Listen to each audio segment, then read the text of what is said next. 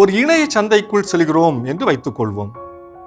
நாம் இந்த பொருட்கள் எல்லாம் வாங்க வேண்டும் என்று ஒரு பட்டியல் வைத்திருக்கிறோம். ஆனால் உள்ளே சென்ற பிறகு அங்கு இருக்கும் இன்னும் பல பொருட்கள் நமது கண் முன்பாக தெரிகிறது.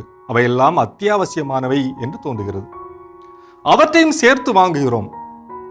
கடைசி நேரத்தில் நம் முடிவில் ஏன் மாற்றம் ஏற்பட்டது என்றாவது யோசித்திருக்கிறோமா? நாம் வாங்க வேண்டும் என்று நினைத்து கொண்டதும் நாம் வாங்கியதும் பொருளிலும் எண்ணிக்கையிலும் அளவிலும் வேறுபடுகிறதே, ஏன் என்றாவது சிந்தித்திருப்போமா?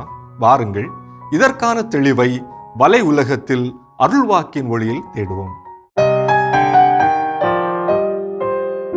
அருள்வாக்கு பகுதி மத்தேயு 21:12 முதல் 13 வரை. இயேசு கோவிலுக்குள் சென்றார். கோவிலுக்குள்ளேயே விற்பவர்கள் வாங்குபவர்கள் எல்லாரையும் வெளியே துரத்தினார். நாணயம் மாற்றுவோரின் மேசைகளையும் புறா விற்போரின் இருக்கைகளையும் கவிழ்த்து போட்டார். என் இல்லம் இறைவேண்டலின் வீடு என அழைக்கப்படும் என்று மறைநூலில் எழுதியுள்ளது, ஆனால் நீங்கள் இதை கள்வர் குகையாக்குகிறீர்கள் என்று அவர்களிடம் சொன்னார்.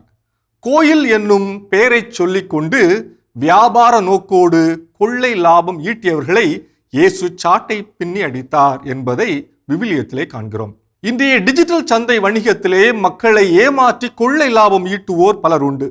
இயேசுவை போன்று எது சரி எது தவறு என்று ஆய்ந்து பார்ப்பதற்கான தெளிவு நமக்கு வேண்டும். நாம் குள்ளமானவர்களாக, அழகில்லாதவர்களாக, ஏதோ குறைவுள்ளவர்களாகவே முதலாளித்துவ உலகின் கண்களுக்கு எப்போதும் தெரிகிறோம். இந்த டானிக்கை குடித்தால் உயரமாக வளர முடியும் என்பதிலிருந்து இந்த பற்பசையை பயன்படுத்தினால் பற்கள் பளபளக்கும் என்பது வரை எல்லாம் மார்க்கெட்டிங் உத்திகளே. முதலாளித்துவ மார்க்கெட்டிங் உத்திகள் மனித மூளையை எளிதாக சலவை செய்து அவர்களின் பொருட்களை வாங்க வைத்து விடுகின்றன. இன்று செயற்கை நுண்ணறிவை பயன்படுத்தி பல மார்க்கெட்டிங் உத்திகள் மனிதனை சுற்றி புனையப்படுகின்றன.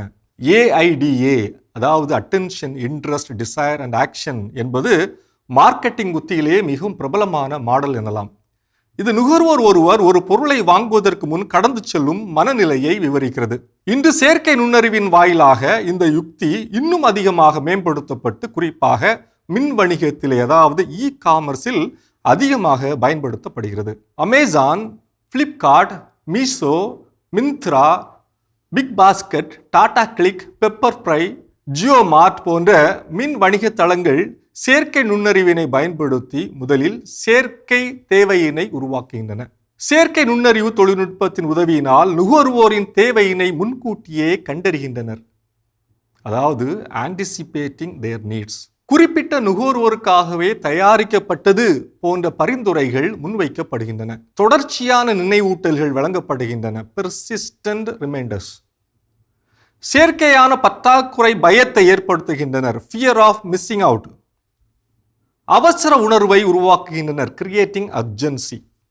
கடைசியாக உளவியல் தூண்டல்கள் அடிக்கடி முன்வைக்கப்படுகின்றன. Psychological nudging.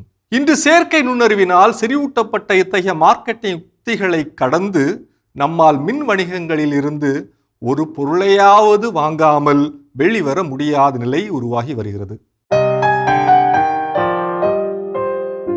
எப்போதும் மின் வணிகத்தின் முகவரி, அதாவது HTTPS என தொடங்குகிறதா என்று பாருங்கள். எஸ் என்பது செக்யூர் என்பதை குறிக்கும். பூட்டு சின்னம், அதாவது பேட்லாக் இருப்பதை உறுதி செய்யவும். ஒரு பொருளை வாங்கும் முன் அதனை வாங்கியவர்களின் விமர்சன பதிவுகளை பார்க்கவும். பலரும் அப்பொருளை பற்றி எதிர்மறையாக பதிவிட்டிருக்கின்றார்கள் எனில் அப்பொருளை வாங்காமல் இருப்பது நல்லது. நம்ப முடியாத தள்ளுபடி விளம்பரங்களை பார்த்தால் அதனை நம்ப தேவையில்லை. அதாவது 50,000 மதிப்பிலான மொபைல் போன் வெறும் 5,000 என்று வைத்தால் அதை பெரும்பாலும் மோசடியாக இருக்கும். உங்களுக்கு பிடித்த பிரபலங்கள் ஒரு பொருளை பரிந்துரைக்கிறார்கள் என்பதற்காக உடனே வாங்கிவிடாதீர்கள். அது ஒரு பெய்டு ப்ரமோஷனாக இருக்கலாம். இன்னும் 2 பொருட்கள் மட்டுமே உள்ளன அல்லது ஆஃபர் முடிய இன்னும் 10 நிமிடங்கள் மட்டுமே என்று காட்டி உங்களை அவசரமாக முடிவெடுக்க வைப்பார்கள். எனவே நிதானமாக சிந்தித்து செயல்படுங்கள். நீங்கள் ஒரு பொருளை தேடினால் அதுவே எல்லா இடங்களிலும் விளம்பரமாக வரும். இது உங்களை மீண்டும் மீண்டும் பார்க்க வைத்து வாங்க தூண்டும் ஒரு செயற்கை நுண்ணறிவினால் செறிவூட்டப்பட்ட தொழில்நுட்ப முறை. எனவே அல்காரிதம் மாய வலைக்குள் சிக்கிக் கொள்ளாமல் இருப்பது நல்லது. மனிதனுக்குரிய அடிப்படை ஆற்றலாகிய பகுத்தறிவு செயற்கை நுண்ணறிவிடமும் அதன் மார்க்கெட்டிங் யுக்தியிடமும் மண்டிட்டு கிடப்பது காலத்தின் கொடுமை, மானிடத்தின் சிறுமை. இயேசுவின் கையில் சாட்டை இருந்ததை போல இன்று காமர்ஸ் உலகில் போலி விளம்பரங்களையும் தரவு திருட்டையும் அதீத நுகர்வு கலாச்சாரத்தை விரட்டியடிக்க நம் கையில் டிஜிட்டல் அறிவு, அதாவது டிஜிட்டல் லிட்ரஸி என்னும் சாட்டை இருக்க வேண்டும். இது வலையுலகம் 360 டிகிரி டிஜிட்டல் உலகிற்கான உங்கள் அகராதி.